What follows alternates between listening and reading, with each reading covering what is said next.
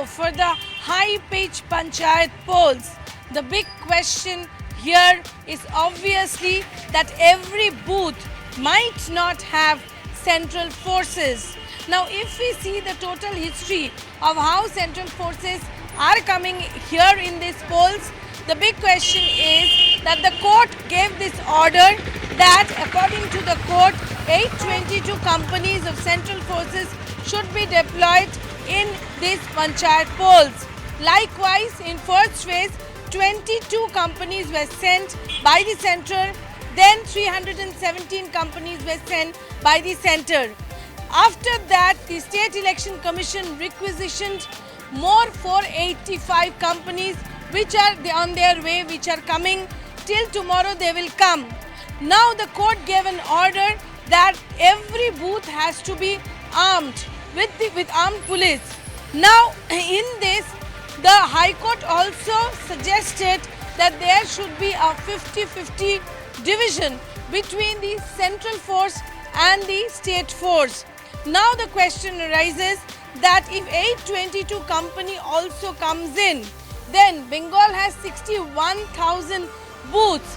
It will not be possible to have a half section of central force in every booth. And there the coordinator has written a letter to MHA on Thursday night to reconsider the deployment, because now that the State Election Commission has decided in this meeting, it was decided that one central force and one state force, armed state force, both armed forces will be there in each booth. But the big question is the central forces, the coordinator is not allowing half section to break. Half section means 4 people. Whenever a central force is deployed, half section is must. So they are not going to break that down. Now what we are getting in from the sources that the State Election Commission has told the higher police officials that they have to really assess and send central forces and state forces in accordance to the norms. That means 4 section of central forces has to be there. But in this case, all 61,000 booths might not have central force. And the direction which has been given by High Court, the suggestion which has been given by High Court, that every 50-50% that will be abided, but every booth might not have central forces, and there the confusion will be solved.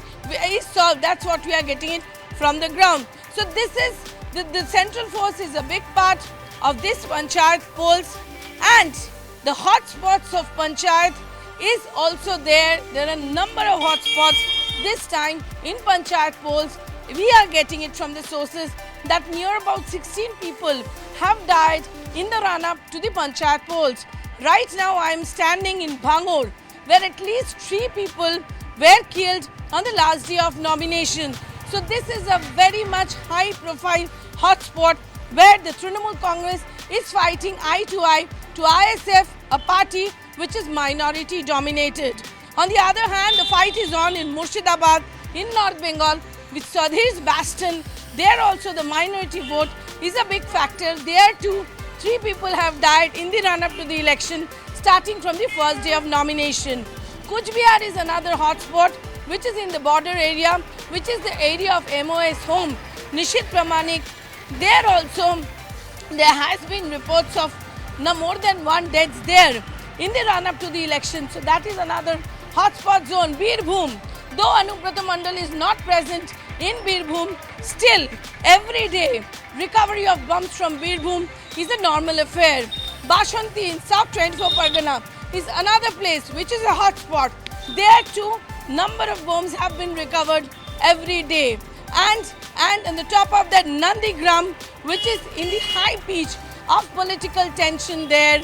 There has been no deaths, but it's the place where Mamata Banerjee was defeated on 2021 by Suvendhu Adhikari. Will Didi hold the turf this time in Panchayat election, or Dada will get what happened in 2021? Remember, all these hotspots, whatever is going to happen on Saturday, the big question is Will election be peaceful in Bengal? If the election is not peaceful in Bengal, then it's going to have a huge effect on 2024 Lok Sabha polls.